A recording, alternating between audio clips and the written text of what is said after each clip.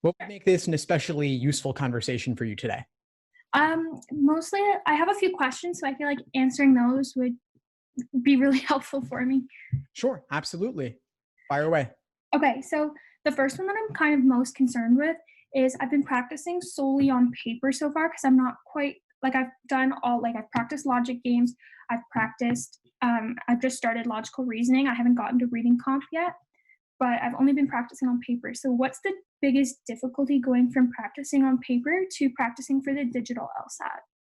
I'm going to give you two, and Okay. there are ways to handle both of them. One difficulty is that you can't write on the questions themselves on the tablet, as you Mhm. would typically be accustomed to on a piece of paper. There are some highlighting and underlining tools on the tablet, but they don't work that well. So you want to get used to doing all your writing on scratch paper to the side. Okay. That's a very easy adjustment to make. So whether you're Yeah. using books or you're using PDFs, just don't write on the paper, write on your scratch paper to the side. You'll get a booklet of Okay. about 12 to 14 pages, 8.5 by 11 paper, unlined. So that's what you should practice on. Okay. The That's good. second thing is a little bit tougher, which is that you can only see one question at a time Mm. on the tablet. Okay. So you can just narrow your focus to one question at a time, or you can take a piece of paper, cut out a square in it that is about the size of an LSAT question, and just place that over your book. Okay. Is that like one question, like each like logic game would be here, and then like the next part of it, like B, C, D, E, that like you can only see one of those at a time, or can you see like all of, you know what I mean? Yeah, so you cannot see an entire game at once. You can see Okay. the initial paragraph and rules along with a single question of the game, but you That's can't really see all unfortunate. five. Yeah, I know it is unfortunate. So you got to get used to clicking left and right if you want to skip Yeah. to a different question in that set. Okay. Um, so then on to logical reasoning. I've just kind of started like practicing the questions, but something that I find that I keep doing is I pick that like um kind of like tempting wrong answer that seems right, but I seem to like get down to two, like the right answer and then that kind of like purposeful one, and then I always pick the wrong one. I'm giving you advice for that. Yeah, sure. And this is a common issue that students raise. And the thing is that that probably isn't entirely what's happening. There's a certain selection bias where you're not thinking of the questions where you guessed and got those right. Hmm. So upon your review, you got to look at everything you got wrong and also everything you had difficulty with or were not 100% confident on. And part of your review process should be to analyze what was tempting about the wrong answer that made you pick it and what ultimately makes it wrong. And what's discouraging about the right answer that pushes you away from it and what ultimately makes it correct. You want to see specifically what are the patterns in what's tricking you. You're Okay. not falling for all the tricks or else you get nothing right. So you have to figure out specifically what kinds of tricks are you prone to falling for? What kind of tricks are you prone to, mistakes are you prone to making? So you can Okay. avoid making those same mistakes again. And it often comes down to, do you want moderate language or extreme language depending on the question type? Yeah.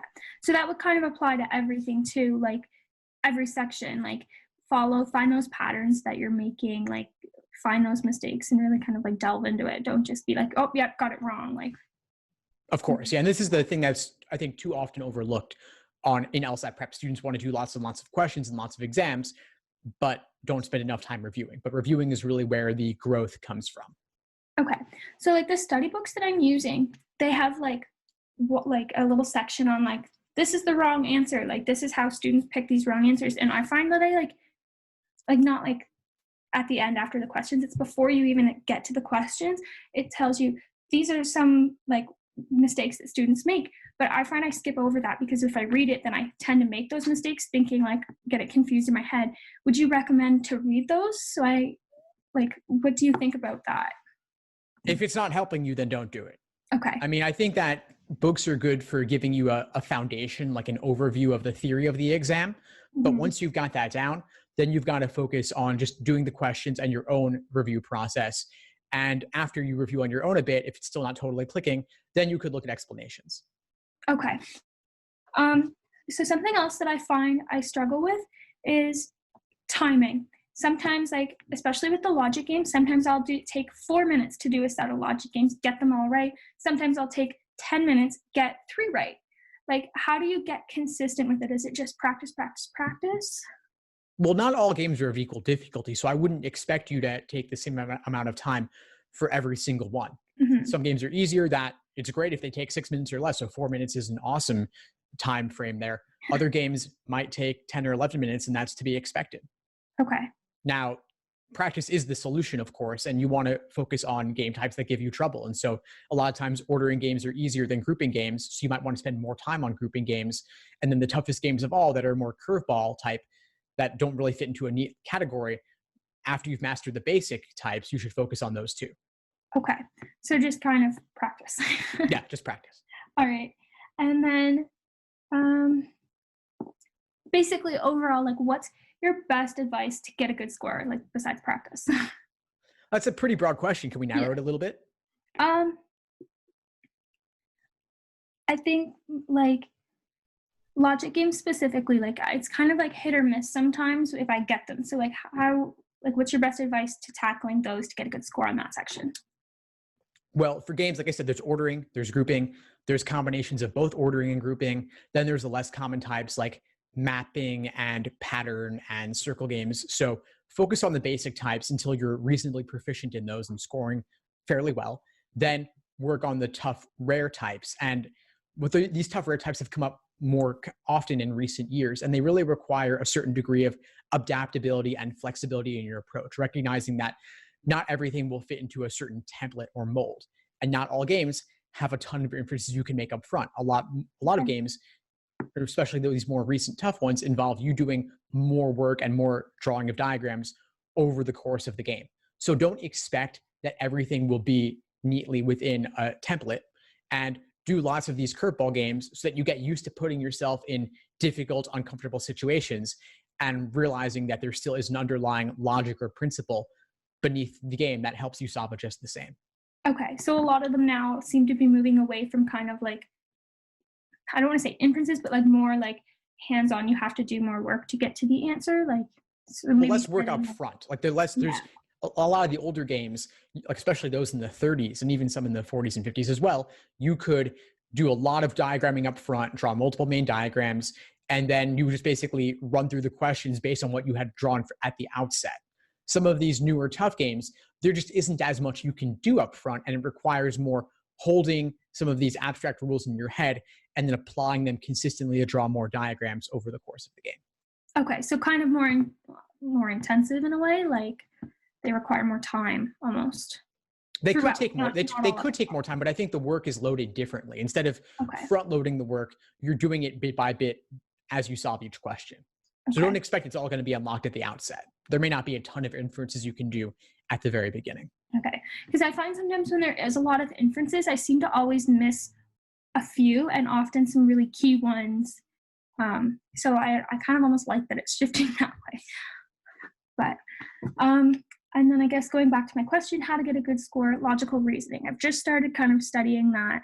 And like I said, I keep picking those wrong questions. What's a good way to get really familiar and with all like the different kinds of like questions that they ask?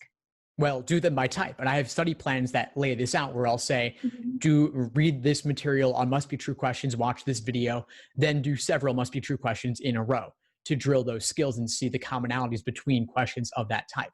So do a couple dozen must be truths, a couple dozen necessary assumption, sufficient assumption, and so on. So basically there's about 15 different types of logical reasoning questions. Do them by type first so that you understand the proper perspective from which to view that question type.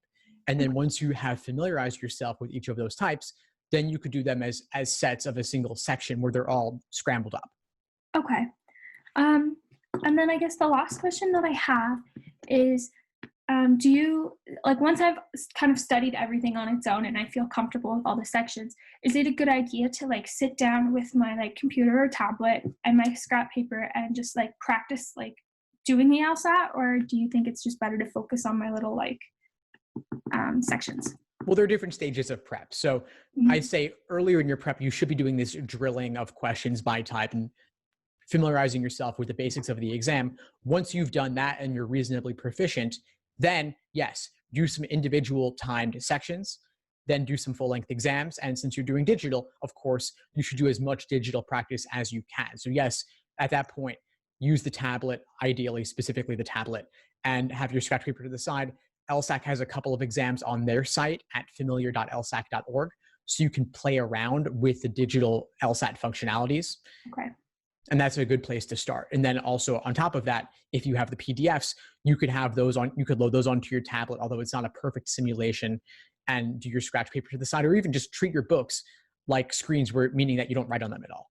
Yeah, which is kind of how I've been doing it, so I can go back to them and use them again, so I can't like cheat my answers. So I have already been doing things in a separate book. So I feel like that's going to give me a bit of an advantage when I go to practicing on the digital. Perfect. So I don't have any other questions. Do you have anything else that you think would be helpful for me? There's one other thought that came to mind since you're talking about logical reasoning specifically towards the end of our conversation here, which is that too many students tend to diagram too much on logical reasoning. Most question types, you should not be diagramming. Only some must be true questions, some sufficient assumption questions, and some parallels. But I would never diagram necessary assumptions, for example, or strengthen or weaken for that matter. And so don't over-rely on diagramming. It's not a substitute for thinking. Logic games, totally different story there. That diagramming should be really, your pencil should always be moving and always be, that's a way that you think by putting it on paper. Exactly. Okay. So yeah, I was going to say, because I haven't done any diagramming for it. Like I've only done a couple, like I've done must be true and like necessary or like the most relevant. So that's good to know because yeah, I think logic games, you rely so heavily on those diagrams. And then I guess, yeah, logical reasoning, you have to think. Yeah, you have to think more, just engage in a real world sense. Okay. Yeah, I don't have any other questions. I think this has been really helpful, especially because I'm still in the beginning stages. Yeah, thank you so much. I'll be looking forward to following your podcast and your YouTube videos, and hopefully that'll help me even more. Fantastic, Claire. I'm really glad I was able to help. What would you say is the biggest insight you got from our call today? I think, honestly, that last comment about the logical reasoning and not diagramming, because like you're so used to doing it in logic games that you think it should be something that's applied all the way through. So I think that's something that really is going to stick with me. Glad to hear. Well, please keep in touch and let me know if I can help in any way as you move forward. I will. Thank you so much. Thanks for tuning into the show. Please subscribe if you haven't done so already to be notified of new episodes as I release them. And feel free to reach out if you need anything at all as you move forward with your prep. I'm happy to help however I can. In the meantime, I'll wish you all the best and take care.